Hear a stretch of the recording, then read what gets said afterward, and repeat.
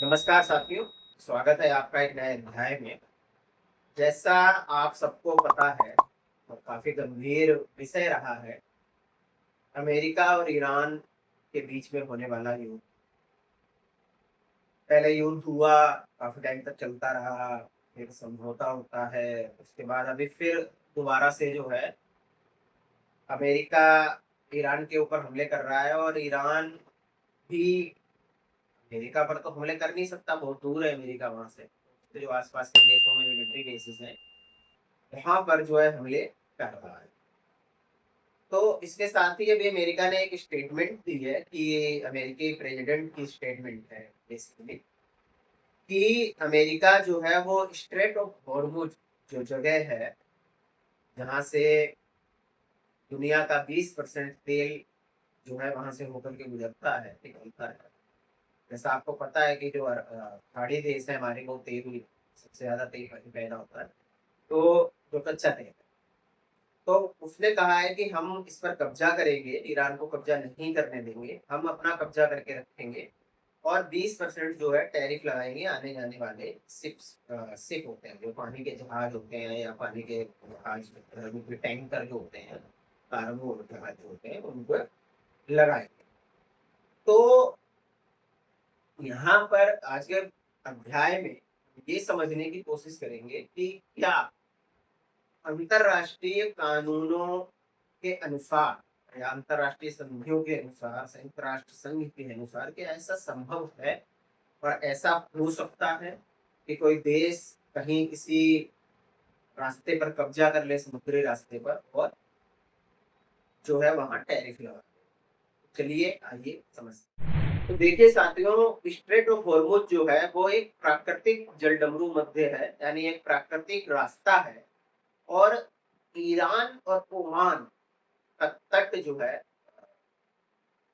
उससे लगता हुआ है। मतलब ईरान और ओमान के तट पर, एक तरफ ईरान का तट है और एक तरफ ओमान का तट है, बीच में जलडमरू मध्य है। ये स्ट्रेट ऑफ हॉर्मुज जो है आपका वो है।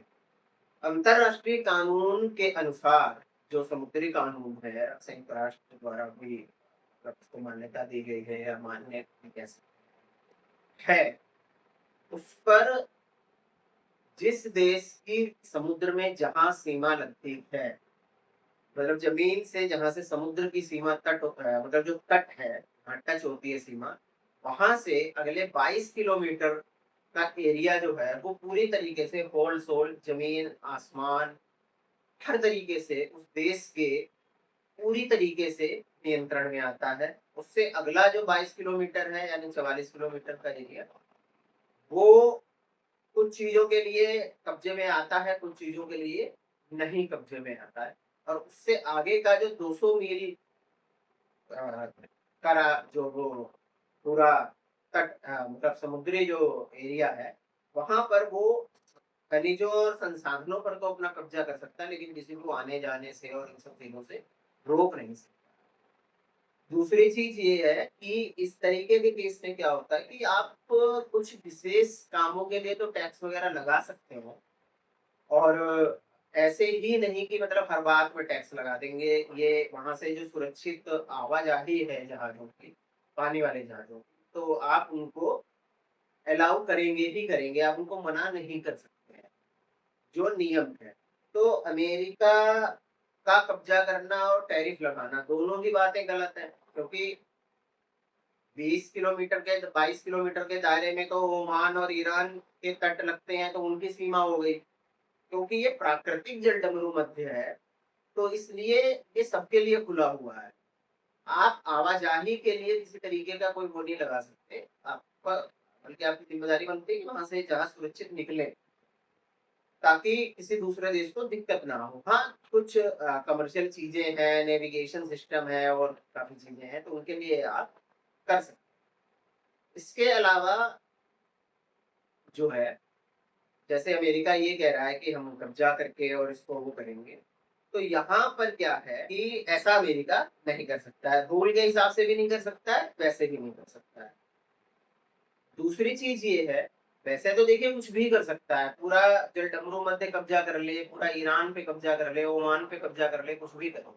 पर जो हमारे अंतर्राष्ट्रीय कानून है, जो अंतर्राष्ट्रीय समुद्री कानून है और जो संयुक्त राष्ट्र जिसको मानता है, जिसको सभी देश मानते हैं, उसके हिसाब से ऐसा आप नहीं कर सकते।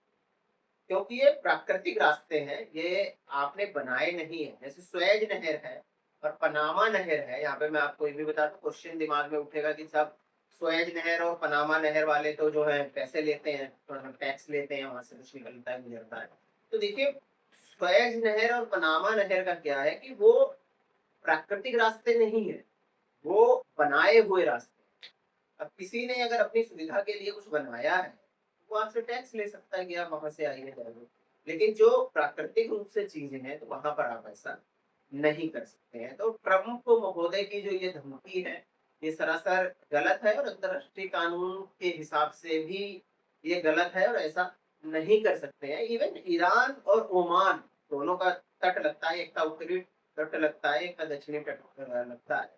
वो दोनों चाहें तो वो भी शुल्क नहीं ले सकते हैं। तो अमेरिका तो खैर बहुत दूर की बात है। हाँ, वो बात अलग है कि अगर कोई कब्जा कर ले या कुछ कर ले, इस तरीके की चीजें हो जाए, तो उसके बाद पूरी तरीके से नाकेबंदी हो जाए। जैसे पीछे अमेरिका बहरीन के पास जो है, अमेरिका के नेवी शिप जो है, वो उसको प्रोटेक्ट करते हैं वहां पर। वहां से जो जहाज वगैरह निकलते हैं, तो अमेरिका वहां पर उनको प्रोटेक्शन प्रोवाइड करवाता है। वो बात ठीक है, लेकिन कब्जा कर लेना और शुल्क लेना वगैरह, ये इस तरीके की चीजें नहीं हो सकती। तो मैं यही आज के अध्याय में आप लोगों को समझाना चाहता था कि ऐसा कानूनन संभव नहीं है। किसी भी प्राकृतिक रास्ते पर आप इस तरीके का समुद्र में टैक्स नहीं लगा सकते हैं। उम्मीद करता हूँ आपको वो समझ आया होगा, वीडियो अच्छा लगा होगा। वीडियो मिलेंगे।